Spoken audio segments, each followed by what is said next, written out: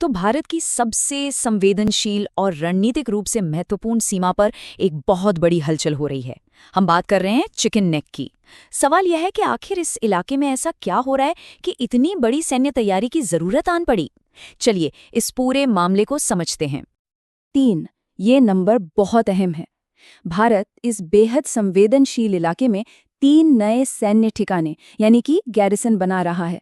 आसान भाषा में समझे तो ये हजारों अतिरिक्त सैनिकों की तैनाती के लिए एक बहुत बड़ी तैयारी है। ये सब कुछ हो रहा है सिलीगुड़ी कॉरिडोर में, जिसे हम चिकन नेक के नाम से भी जानते हैं। ये भारत के लिए एक तरह से जीवन रेखा है। इसकी अहमियत का अंदाज़ा आप इसी बात से लगा सकते हैं कि भारत ने यहाँ पहले से ही S-400 जैसा दुनिया का एक सबसे एडवांस्ड एयर डिफेंस सिस्टम तैनात कर रखा है। तो सवाल यही उठता है कि अचानक भारत को अपने सबसे कमजोर पॉइंट पर इतनी मजबूती करने की जरूरत क्यों पड़ गई। आखिर ऐसा क्या बदल गया। इस सवाल का जवाब हमें मिलता है सीमा के ठीक उस पार बांग्लादेश में हो रही एक हलचल से। चिकन नेक से बस कुछ ही किलोमीटर की दूरी पर बांग्लादेश का लालमुनेर हाट एयरबेस है और यहाँ बहुत तेजी से अपग्रेडेशन का काम चल रहा है। और देखिए, ये कोई मामूली बदलाव नहीं है, बल्कि एक बड़ी तैयारी का साफ संकेत है। अब यहाँ कई बातें हैं जो चिंता बढ़ा रही हैं। पहली बात तो ये कि यहाँ नए एयर डिफेंस रडार लगाए जा रहे हैं जो भारत की हवाई गतिविधियों पर नजर रख सकते हैं। दूसरी चिंता ये है कि ये एयरबेस म्यांमार जैसे दूसरे खतरों से काफी दूर है, जिससे शक गहराता है कि इसका निशाना कहीं भारत तो नहीं। और तीसरी बात, अतीत में भारत के पूर्वोत्तर को अलग करने जैसी बातें भी सामने आती रही हैं।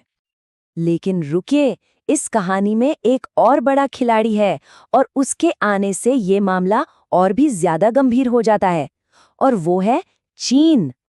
रिपोर्ट्स ये बता रही हैं कि बांग्लादेश के सैन्य अधिकारी डिफेंस टेक्नोलॉजी को लेकर सीधे चीन के साथ बातचीत कर रहे हैं। जरा घटनाओं का ये क्रम देखिए। पहले तो हथियारों पर चर्चा के लिए एक चीनी टीम से मुलाकात होती है, फिर बांग्लादेशी सेना प्रमुख खुद उस एयरबेस का दौरा करते हैं, और अब पिछले कई महीनों से चीनी अधिकारियों के लगातार दौरे की खबरें आ रही हैं। अब यहीं पर मामला थोड़ा पेचीदा हो जाता है, क्योंकि यहाँ कथनी और करनी का फर्क साफ नजर आने लगता है, जिससे डिप्लोमैटिक लेवल पर चीजें और भी उलझ जाती हैं। देखिए, एक तरफ तो बांग्लादेश भारत को पूरा भरोसा दिला रहा है कि इस एयरबेस का इस्तेमाल उसके खिलाफ कभी नहीं होगा, लेकिन दूसरी तरफ जमीन पर जो हो रहा है वो कुछ और ही कहानी कह रहा है, जैसे चीन के साथ बैठकें और लगातार चलता हुआ कंस्ट्रक्शन का काम।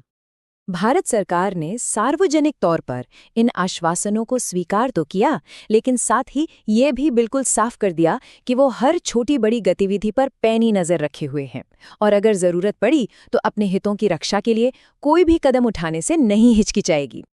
तो इस पूरी मिली जुली तस्वीर के जवाब में भारत ने भी एक बिल्कुल साफ और मजबूत संदेश देने का फैसला किया है। और भारत का ये जवाब कई लेवल पर आ रहा है।